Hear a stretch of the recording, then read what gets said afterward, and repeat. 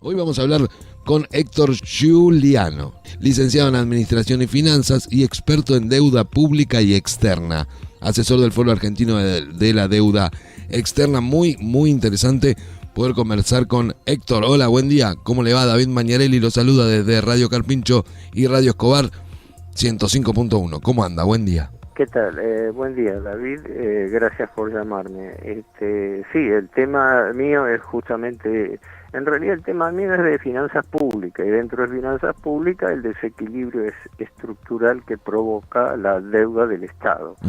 Así que estamos, en este momento, vivimos desde hace décadas en el problema, pero en este momento estamos en el epicentro de una nueva crisis de deuda, con la diferencia que, con la regla de que es lo más importante, la deuda es el condicionante total y absoluto de todo lo que pasa en la Argentina en materia financiera, económica y política, pero como lo vemos, no es un tema de debate, no es la clase política, oficialismo, oposición, los medios, etcétera, soslayan que el principal problema es la deuda.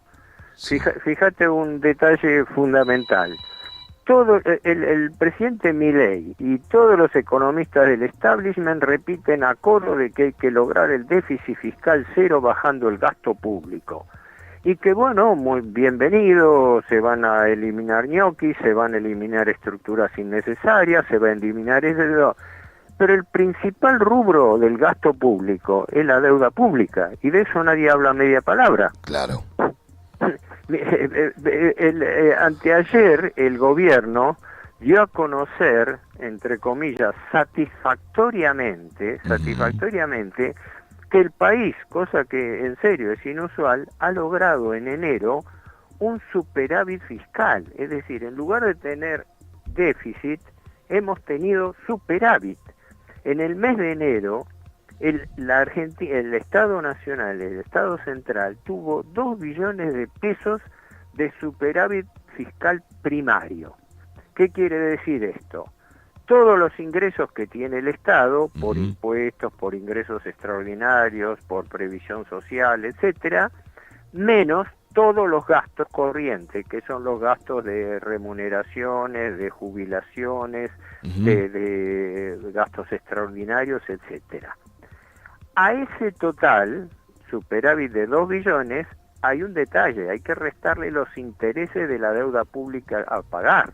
Y no se lo están porque la deuda es tan grande, del orden de los 400.000 millones de dólares, que la deuda por capital no se paga un centavo, sino que se refinancia en su totalidad. A medida que van cayendo los vencimientos, yo retiro un bono viejo y le entrego al acreedor un bono nuevo. Entonces, los pagos por capital no son lo más importante, sino los pagos por intereses. Que es lo que yo llamo la lógica del usurero. La lógica del usurero no es que el deudor le pague y le cancele la deuda. Al revés, es que no se la pueda cancelar nunca para que viva pagando intereses.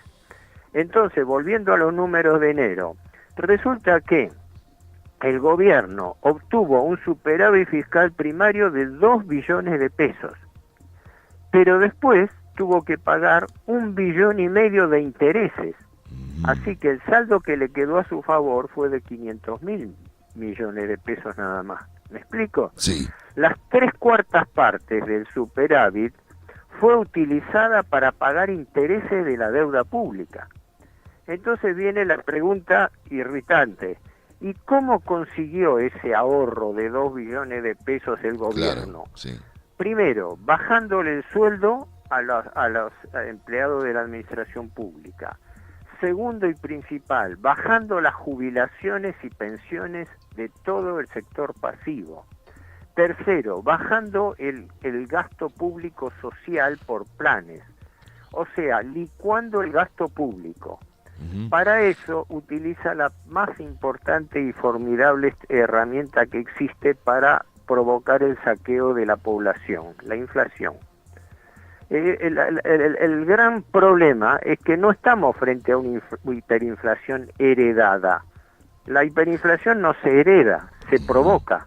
Claro. El gobierno Milei asume y provoca una hiperinflación, porque hace una macro devaluación del 118% que se traslada a los precios, porque da carta libre para que no hay controles de precios, muchachos, así que las empresas remarquen a su gusto, fórmense sus controles, sus colchones de precios, que nosotros no le decimos nada, y eso hicieron.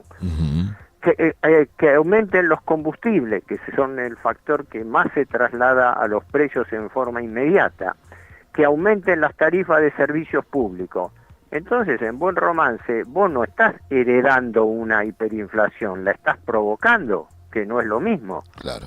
¿Me explico? Totalmente. Es decir, ahí hay una gran hipocresía de planteo. Que hubiese y que hay variables retrasadas que dejó el kirchnerismo, sí, obviamente que sí. El kirchnerismo venía con un ritmo de inflación del 10%, pero asume el gobierno Milei, lo lleva al 25% en diciembre y al 20% en enero, todavía jactándose, hemos reducido 5 puntos a la inflación, sí, primero la llevas del 10 al 25 y después del 25 la bajas un poquito al 20 y decís que es una victoria, porque la dejaste en el 20. Y en el mes de febrero se espera una inflación parecida. Quiere decir que en 3 meses el gobierno va a haber provocado una inflación del orden del 60 al 70%. Tremendo. Y como agravante, la previsión de aumento jubilatorio, que se toma como base porque el gasto jubilatorio es el segundo en importancia después de la deuda, el aumento jubilatorio va a ser del 28%. O sea, claro, contra una inflación del 60-70% en un trimestre, a los jubilados le van, o nos van, porque yo estoy también dentro del ramo de los jubilados, dentro del rubro de los jubilados, le van a aumentar menos de la mitad de la inflación. Claro, van a perder. Es que esa es la nueva, lo vengo diciendo, bueno, hace ya mucho tiempo. Y esto ya se venía dando con el kirchnerismo y sobre todo se acentuó con la gestión Massa, ¿no? La nueva receta recesiva del Fondo Monetario Internacional se llama inflación. Muchachos, ustedes háganse como que ordenan las cuentas del Estado, pero dejen que la inflación le carcoma el poder adquisitivo a la gente, porque la receta recesiva, la que anunció el presidente Milei, es la estanflación. Estanflación significa, como sabés, recesión con inflación. Claro. Es lo que están provocando. Es lo que tenemos Esto no hoy. es un fenómeno espontáneo, como les gusta hablar a los liberales. Los liberales se llenan la boca diciendo, no, la economía tiene que funcionar por sus propios medios. Sí, pero hablan de una economía que tiene que funcionar por su propia dinámica cuando ellos están introduciendo las variables que la desestabilizan. Héctor, le quiero, si bien esto está en coyuntura, está en el día a día, está el minuto a minuto, la información que usted está dando, lo quiero llevar a un marco un poco más amplio, desde una mirada, haciendo como un zoom, y consultarle qué es una deuda odiosa. Bueno, el concepto de deuda odiosa es toda una historia. El que lo ha estudiado muy bien esto es Alejandro Olmos Gaona, el hijo de Alejandro Olmos, que tiene un libro sobre eso, pero lo más importante a decir sobre la deuda odiosa arranca de que es una teoría jurídica y política norteamericana, por el cual una deuda contraída sin legitimidad y sin destino en beneficio del pueblo puede ser denunciada y repudiada como deuda odiosa, es decir, como deuda nula. Y no pagada. Eso lo implementó Estados Unidos en varias oportunidades, pero fundamentalmente la clásica fue la guerra de Cuba contra España en 1898. Porque cuando los norteamericanos invaden Cuba, porque en realidad Cuba pasó del dominio español al dominio norteamericano, en ese momento Cuba tenía una deuda con su madre patria, España, importante. Entonces los norteamericanos elaboraron la teoría de la deuda odiosa, diciendo, no, porque esa deuda sirvió para financiar la explotación de los cubanos y la guerra contra nosotros, contra los norteamericanos. Sí. Entonces los Estados Unidos repudiaron como deuda odiosa la deuda que Cuba, que pasó en ese momento a ser colonia norteamericana, le debía a España, claro. repudiase la deuda con España. Ya lo habían aplicado antes en la Guerra de Secesión, donde el norte victorioso repudió la deuda que había contraído el sur, y después, cosa notabilísima, muchos años después, en la Guerra de Irak, que Bush hijo provoca contra Irak bajo el falso argumento de armas bacteriológicas que no eran ciertas, no pudieron ser probadas, ni siquiera bajo la ocupación norteamericana. Es decir, se estima que murió más de 1 millón de personas en esa guerra, y la causa de la guerra, como hay que recordar, fue, creo en 2003, fue la denuncia de que Saddam Hussein estaba preparando armas químicas y bacteriológicas. Invadieron Irak, destruyeron todo lo que pudieron, se apropiaron del Estado y de sus bienes y de su petróleo, y resulta que después una comisión investigadora norteamericana no pudo hallar la más miserable prueba de que Irak hubiese estado desarrollando armas químicas. Está bien, así funcionan ellos, digamos, básicamente ya lo podemos ver, pero quiero decir, la deuda odiosa, porque lo quiero traer para acá después eso, que usted está explicando muy bien, digamos, ¿no? Perdóname, porque, no, es muy interesante, podemos hablar un montón de horas. A Irak a denunciar la deuda que tenía con los países europeos, por deuda odiosa. Sí. Claro. Sí, perdona. Digo, no, que es muy interesante y podemos de ahí sacar muchas ramas y poder estar hablando muchísimas horas que... Sí, perdóname. Porque no me pida perdón, maestro, por favor le pido. Lo que le digo es que esa deuda odiosa en Argentina podría aplicar, digamos, ese concepto que se usó en Estados Unidos como para no pagarle a España cuando ellos agarraron Cuba. Digamos, el mismo concepto se podría utilizar acá como, por ejemplo, decir, bueno, la deuda que tomó Macri es una deuda odiosa y no la desconocemos, no la vamos a pagar, porque no le hizo bien al pueblo, porque fue usada para otra cosa. Entiendo, pero es un tema muy discutible. Objetivamente es muy discutible porque la deuda odiosa entra en un plano subjetivo, político, y hay que tener la fuerza política para aplicarla. En principio, conceptualmente, donde se podría haber aplicado y no se hizo fue con la deuda del proceso militar. Bien. Que el que tendría que haberlo hecho habría sido Alfonsín y no lo hizo. Y en su momento había una división en el gobierno porque el ministro de Economía Grispun y también el titular del Banco Central, García Vázquez, eran partidarios de cuestionar la validez de la deuda, pero el gobierno Alfonsín lo aceptó. Así que en la teoría jurídica existe la doctrina de los actos propios y todos, absolutamente todos los gobiernos que se han sucedido en estos 46 años, ninguno objetó la condición de la deuda, todos lo aceptaron. Así que sería digamos, muy difícil, por no decir imposible, jurídicamente cuestionarlo. Ahora, desde el punto de vista político, si existiera un gobierno nacional, se puede tomar como argumento como con una condición, de que el país primero declare la suspensión de pagos.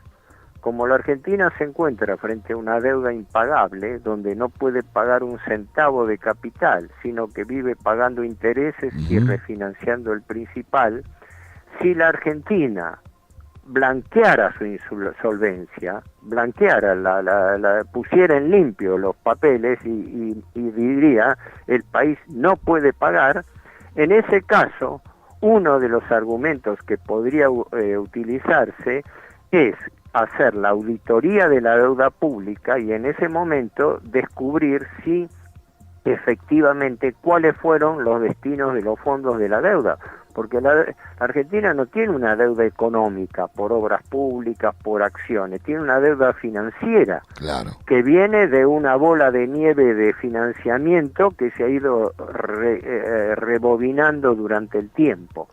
es un tema para discutirlo. Yo es digo un que tema el día muy... que exista un gobierno nacional, lo primero que tendría que hacer es muy simple, blanquear la insolvencia. El presidente Milei se llena la boca diciendo, ¿quieren aumento? No hay plata. No. ¿Quieren aumento de jubilaciones? No hay plata. ¿Quieren obras públicas? No hay plata. Pero cuando vienen los acreedores financieros, bancarios, y le exigen los intereses, ahí cambia la cara. No, caballeros, nosotros vamos a cumplir y a honrar nuestros compromisos. Entonces hay plata. Lo está mostrando los números, ¿verdad? Hicieron un sacrificio de 2 billones de pesos, bajándole los sueldos a la gente, a los jubilados, al gasto público en general. ¿Y para qué lo utilizaron? Ahí están los números, para pagar intereses de la deuda. Esta es la realidad, tremendo, sí. Cruda. Es como quien dice el liberalismo sin careta. Ahí Resulta está. que al final todo el discurso del gasto público es para ahorrar gasto de un lado y en cambio aumentarlo por otro, es decir, gobernar con deuda, que Tremendo. es el nudo de la cuestión. Héctor Giuliano, estamos hablando con él, la verdad es un placer, Héctor. Esta puede ser una de muchas conversaciones porque la verdad que son muchos temas, son largos y me gustaría poder desarrollarlo con usted si está de acuerdo. Sí, de hecho avisándome como un mínimo de anticipación, yo durante las mañanas estoy trabajando en casa y no tengo problema, no sé si ustedes hacen reportajes breves, así. Así breves, sí. Y también nos gustaría poder tener la posibilidad de tener un reportaje más largo porque estos temas son son muy profundos, digamos. Hay que remontarse para atrás, entender el contexto histórico. No es solamente algo del Mirá, del yo día a te día, aporto digamos, ¿no? solamente una cosa y te distraigo un minuto nada más. Por favor, diga. Hace tiempo el profesor Walter de Veralli Allende, que yo conocía, me había dicho, este hombre fue un hombre de mucho conocimiento, bueno, y escribió libros acerca de todo el problema de la deuda pública argentina en la década de 50-60, ¿no? Estamos hablando. Claro. Y este hombre decía, dice, hay dos variantes, dice, o el gobierno emite dinero o emite deuda. Claro. Y ese es el gran problema. Ahí está, mira. O se emite dinero o se emite deuda. Mira, te leo porque lo había apartado. El otro día le hacen un reportaje a Milei, ¿no? Y en un momento, es un párrafo nada más, Sí. lo dice con todas las letras. Dice, lo que uno ve en el texto es que ella ignora algunas cuestiones básicas de economía. Habla Por de ejemplo, Cristina, sí. ella pues, se refiere al documento de Cristina Sí, Kirchner, que sí, bueno, sí. es otro tema, ¿no? Dice, me acusa a mí de que yo digo que el déficit fiscal genera inflación, lo cual es mentira. Nunca dije que el déficit fiscal generara inflación. Bueno, eso hay que verlo, ¿no? Lo que genera la inflación es la emisión monetaria. Ahí viene el dogma liberal. El relato, sí. El dogma de que toda emisión monetaria es inflacionaria, lo cual no está empíricamente probado. Lo que define el efecto inflacionario no es el La origen impresión. que yo emita, sino el destino. Claro. Ahí lo estamos viendo en los números, ¿verdad? El billón y medio de pesos que se pagó de intereses en enero no sirvió para nada, ¿no? Mientras que si ese billón y medio de pesos se hubiese utilizado para financiar fábricas, para levantar obras públicas, hubiese dado empleo, trabajo y producción. Entonces no es el origen de la emisión el que genera la inflación, es el destino de los fondos. Vos estás imprimiendo en este momento, el Banco Central, es mentira que no esté imprimiendo, está imprimiendo más dinero que antes, nada más que lo imprime para poder pagar intereses, y eso el gobierno lo omite. Pero el reportaje ese breve de Milei termina acá y lo dice con todas las palabras, porque vos tenés déficit fiscal y lo financiás con endeudamiento y entonces no tenés un problema. Claro. ¿No? Ya está, más claro imposible. Sí. Para Milei y para los liberales, financiar con endeudamiento no es problema. O sea, la deuda, como si la deuda fuera gratuita. Y sí. Y resulta que la deuda es el principal gasto público. Sí. Y ellos quieren bajar el gasto público sin tocar la deuda, que es el principal gasto público. Tremendo, Eso es muy un claro. oxímoron, o sea, es una contradicción. Sí. Sí. Gracias, Héctor. Un gran abrazo, muchas gracias y volvemos a conversar porque es muy interesante. Sí, desvié un poco el tema. No, es muy interesante y queremos aprender de ustedes, los mayores, los que vieron la historia, los que la vivieron, y es muy interesante para nosotros tener tu palabra. Muchas gracias, Héctor. Bueno, de nada, gracias por llamar. Chao, suerte. Gracias, Chao. suerte.